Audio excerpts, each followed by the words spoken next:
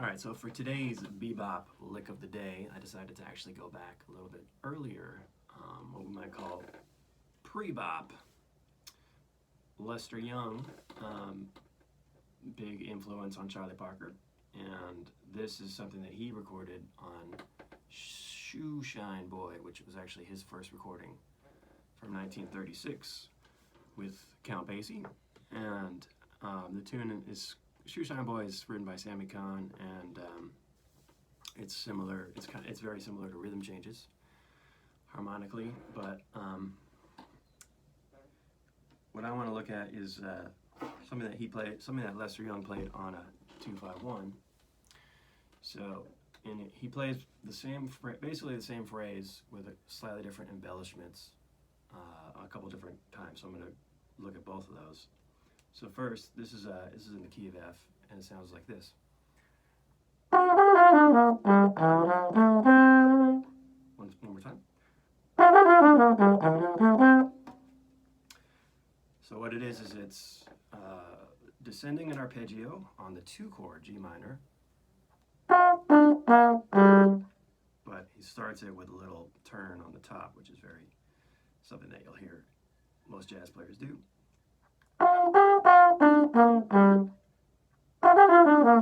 That first part.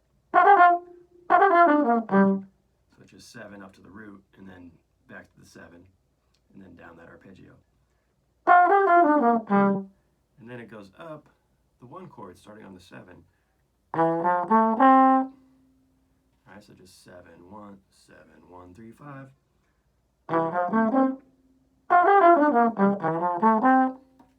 So it's a 2-5-1 phrase, but it's really just built around the arpeggio of the 2 going down and the 1 going up.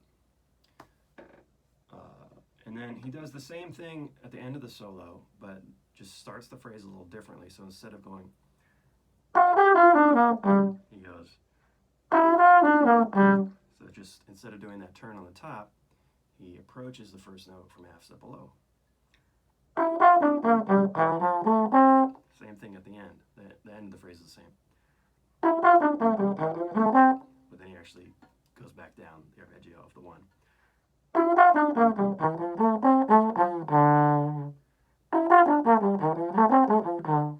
the first version. Second. Just slightly different variations. I'm going to throw in one other phrase from the same solo, from the same Shoe Shine Boy solo, which is really cool. It's again on a 2-5-1. This is all in the key of F. And he plays this. Okay, one more time. So that, it starts with, this is starting over the 2 chord, over G minor. He plays a line that sounds like it's in F. Kind of like F major pentatonic type of sound. F, G, A, D. But then this connecting 2 notes, that would be over the 5 chord, over the C7, D flat, A flat, D flat, and then resolving to the 5th of the 1 chord, C. Those 2 notes in the middle is what's interesting about that phrase to me. That would be like over C7, playing D flat and A flat. D flat is the flat 9, A flat is the flat 13.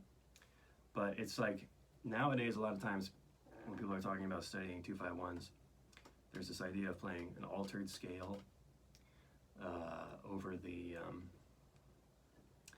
5 chord. So like over C7, playing D flat melodic minor up a half step, and this kind of implies that sound. So this,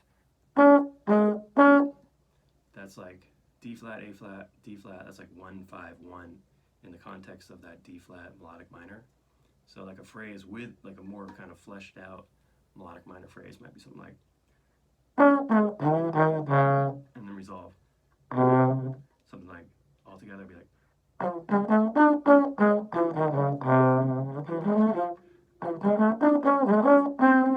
So it's just like a passing moment, but that's kind of what that suggests. It's a cool way of connecting from the 2 chord to resolve to the 1, It's all about what goes in the middle there between on that 5 chord.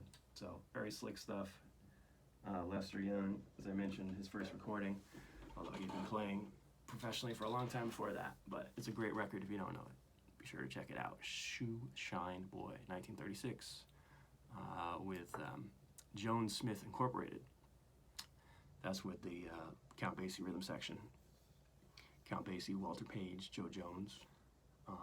Amazing stuff. All right, see ya.